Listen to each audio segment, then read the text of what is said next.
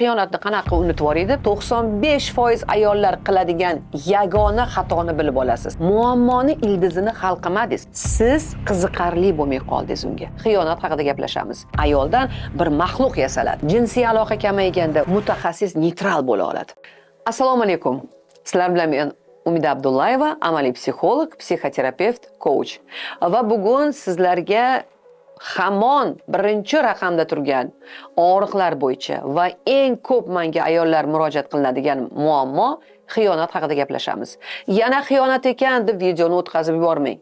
Bugun siz bilmagan bir faktni bilib olasiz. Ya'ni xiyonatga uchraganda 95% ayollar qiladigan yagona xatoni bilib olasiz. Videoni oxirigacha ko'ring va albatta hozirning o'zida like bosib qo'yib, meni kanalimga ulanib oling. Bugundan boshlab men mana shu kanalda har doim hayotiy mavzular haqida gaplashamiz va siz kanalimga podpiska bo'lsangiz, bu haqida eng birinchi xabar olasiz. Demak, xiyonat sabablari turlicha. Xiyonat sabablarini shu paytgacha agar men sizga sanab aytib o'tsam, balkim sizni oilangizga to'g'ri kelmasligi mumkin. Shuning uchun men individual konsultatsiyalarda oiladagi qaysi muammo xiyonatga olib kelganini ko'rib chiqaman va har bitta oilada tashxis turli xil bo'ladi.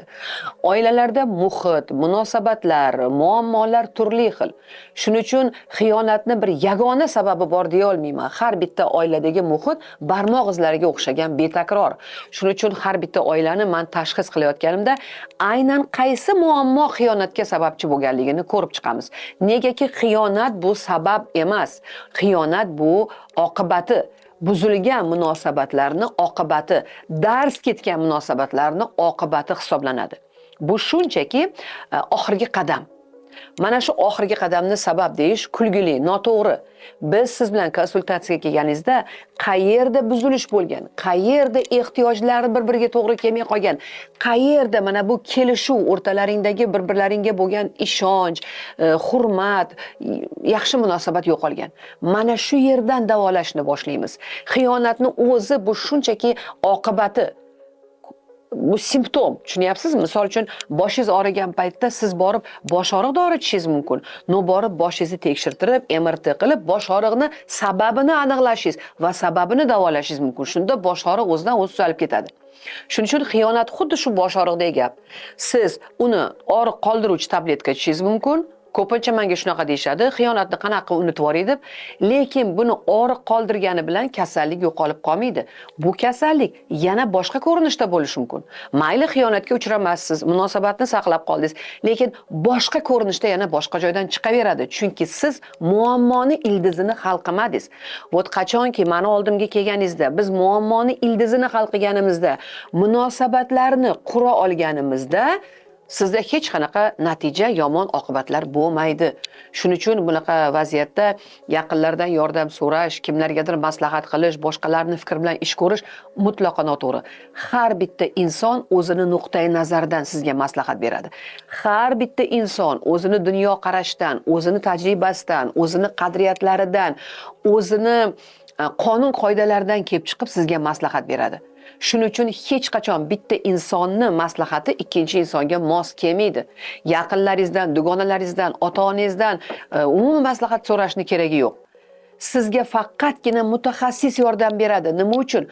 Mutaxassis neytral bo'la oladi.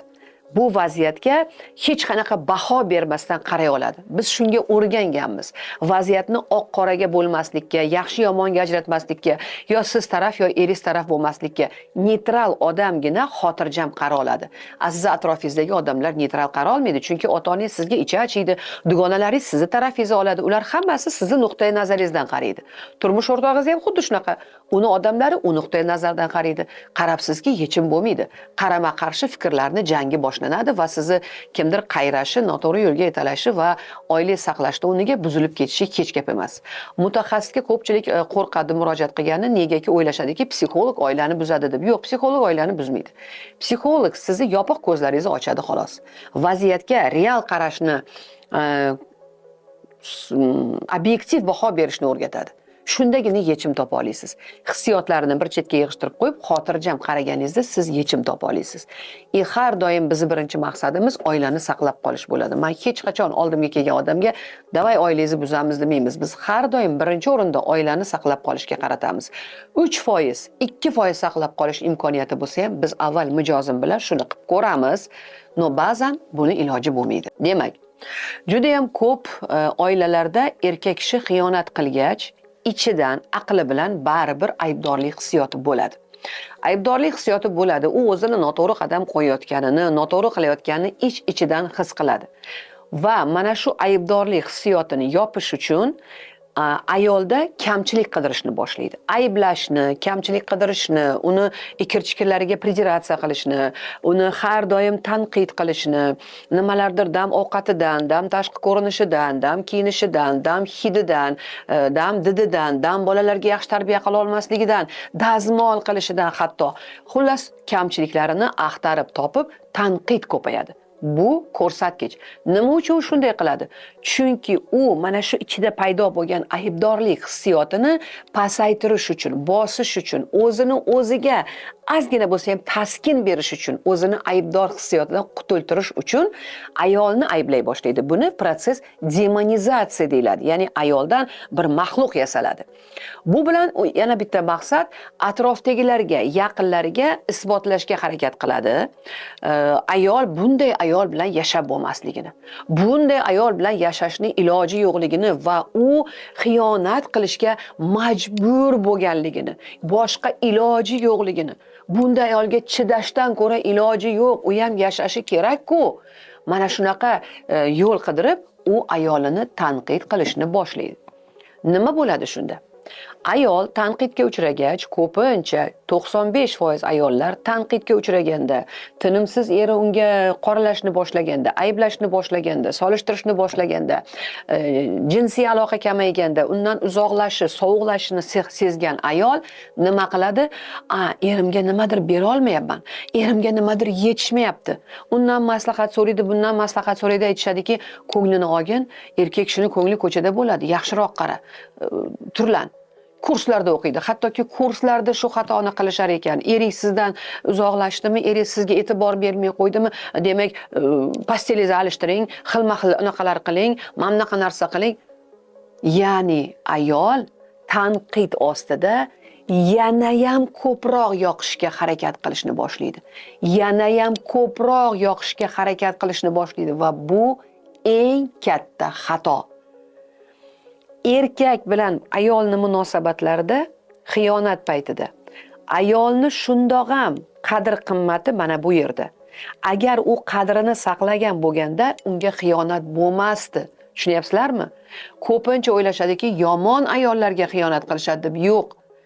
Aksariyat hollarda keragidan ortiq yaxshi, keragidan ortiq e'tiborli, keragidan ortiq g'amxo'r, juda ham mehribon, juda ham kamtar, o'zini unutib qo'ygan, butun borlig'ini eriga bag'ishlagan, butun hayotini unga bag'ishlagan, o'zini birinchi o'rinda ekanligini unutib qo'ygan, qulay, ko'nuvchan, itoatkor, indamaydigan, ichiga yutadigan, chidaydigan ayollarga xiyonat qilishadi.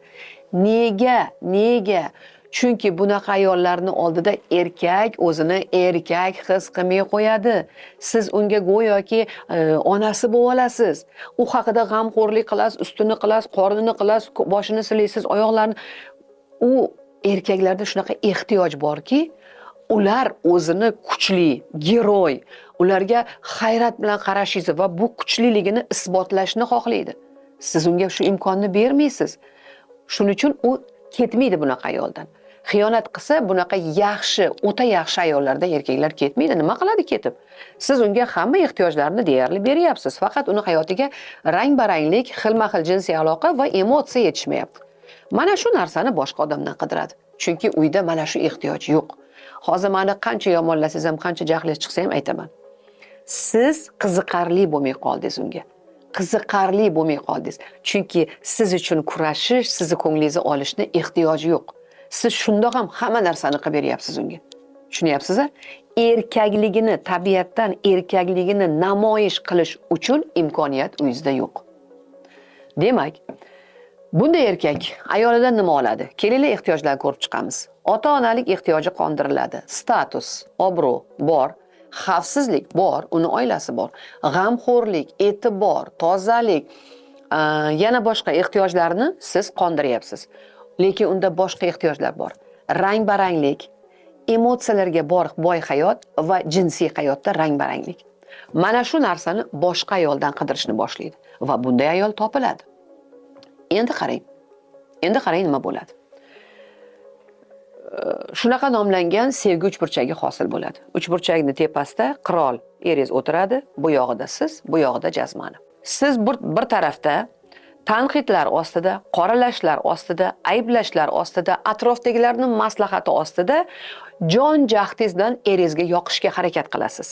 Avvallari bitta ovqat qilgan bo'lsangiz, endi 3 xil qilasiz. Avvallari bundoq qilgan bo'lsangiz, endi unaqasiga qilasiz. Ya'ni dozani kuchaytirasiz, to'g'rimi? Mehrni dozasini kuchaytirasiz, uni o'zingizga tortish uchun. Doza kuchaydi. Bu yoqda jazmani ham xuddi shunaqa uni uchun jang qiladi. Xilma-xil, rang-barang narsalar o'ylab topadi va jon jahdi bilan ortga tortadi, bu yoqqa tortadi. Ya'ni uchburchak mustahkam bo'ladi. U ag'anamaydi. O'ylab ko'ring.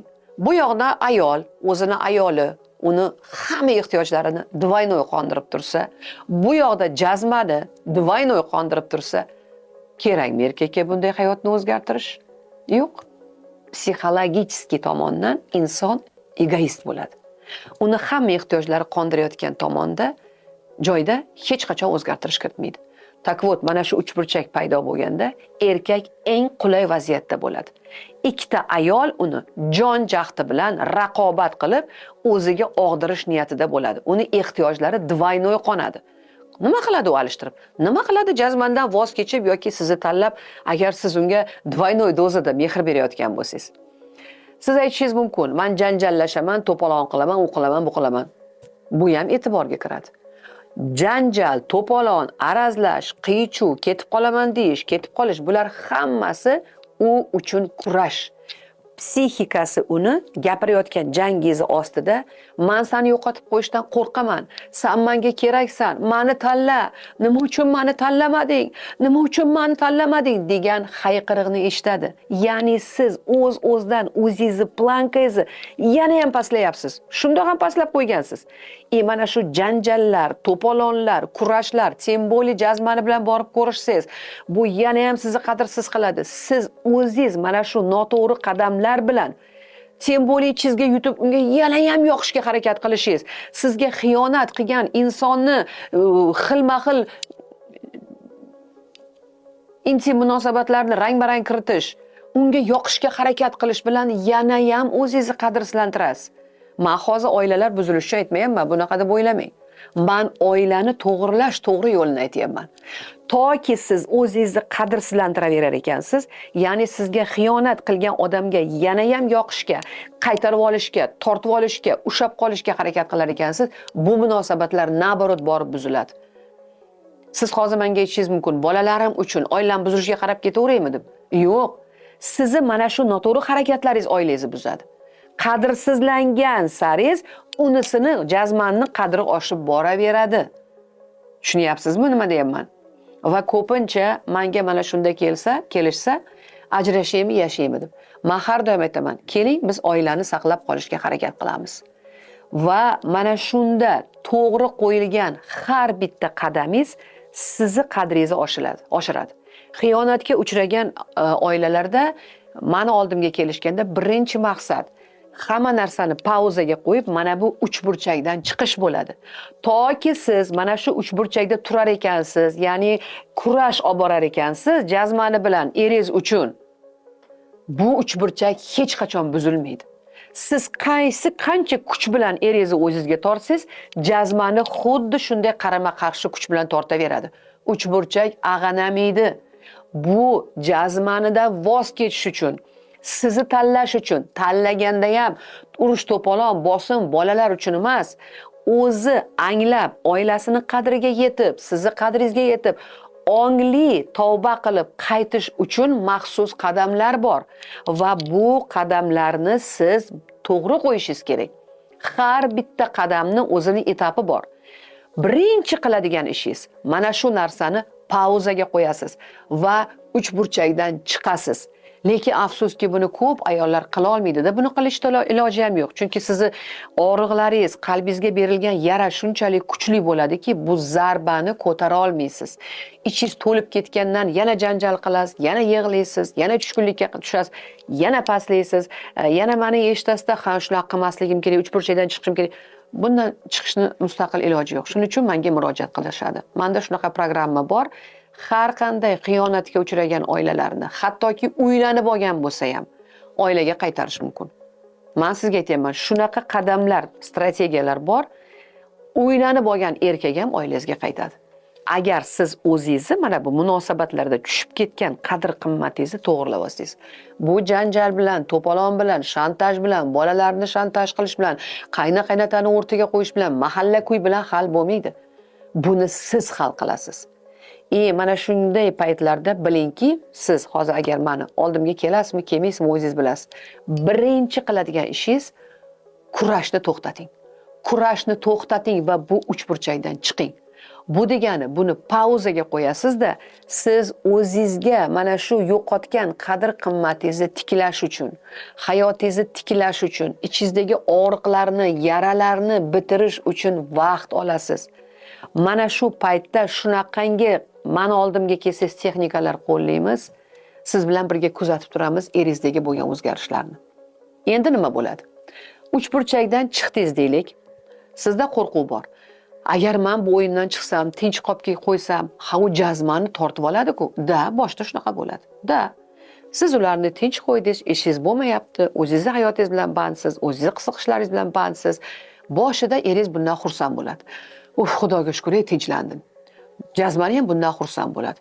Indamayapti desa, u bor jahdi bilan tortadi. Ya'ni boshida u tomonga og'ishi mumkin. Bu normal holat. Lekin bitta narsani ayting. Oilada siz berayotgan ehtiyojlarni hech qachon u ayol to'ldira olmaydi. Oilada, mana bu oilada olayotgan erkakning ehtiyojlari xavfsizlik, el oldida status, obro', otalik ehtiyoji, himoyalanish ehtiyoji. Mana shu narsalarni bu ayol bera olmaydi. Hech qachon bera olmaydi. Siz bergan narsani u bera olmaydi. Siz buni bermay qo'ydingiz. Siz mana shu ehtiyojlarga defitsit yaratdingiz. Eng muhim narsa shu. Erkak qachon oilaga qaytadi? Qachonki oilada olayotgan, sizdan olayotgan ehtiyojlariga defitsit his qilsa, yetishmovchilik his qilsa, ko'p kurslarda nima deb o'rgatishadi? Nabarot, oshig'i bilan bering. Hech qachon qaytmaydi agar siz uning ehtiyojlarini oshig'i bilan bersangiz. Qachonki biz qaytamiz, qayerga? Nima bizga yetishmasa, o'shanda biz qaytamiz. Endi bu ayol unga berishni bermaydi. Tabiiyki erkak undan bu ehtiyojlarni talab qilishni boshlaydi. Borib xuddi shunaqa janjallar u yerda bo'ladi. Men garantiya beraman. Meni oldimga kelgan ayollar bilan biz bemalol kuzatamiz. Siz o'yindan chiqqandan keyin erkak maxsus etaplardan o'tadi. Boshida xursand bo'lish etapi. U xursand bo'ladi. Tinchlandi, ko'ndi, qabul qildi, boshqa narsa. Ikkinchisi, hayronlik etapi. Siz indamayapsiz, u hayron. Keyin jahli chiqish etapi bo'ladi. Nima uchun? Nima uchun bunaqa bo'lib qoldi? Nima uchun menga e'tibor bermayapti? Nima uchun? Bu etaplarni qanday qilib shu etapga o'tkazish bizga bog'liq. Agar siz bilan men o'zimiz to'g'ri tutsak, erkakni qadamma-qadam birgalashib shu etaplardan o'tkazamiz. Buni erkaklar eshitib jahli chiqmasin.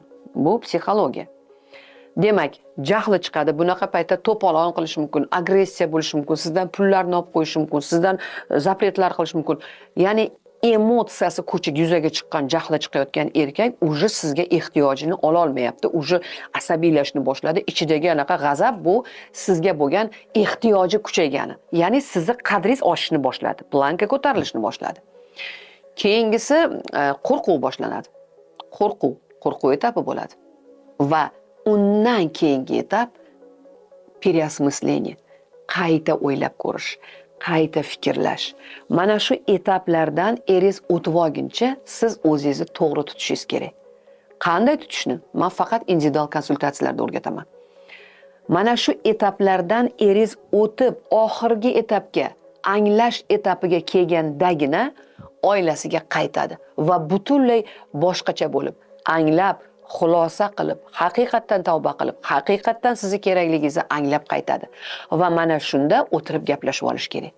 Ungacha jahl etapida, qo'rquv etapida, boshqa etapida eringiz sizga ping deymiz buni, shunaqa narsalar jo'natib turadi. Misol uchun, jahli chiqarmoqchi bo'ladi, siz bunga reaksiya qilasizmi, yo'qmi?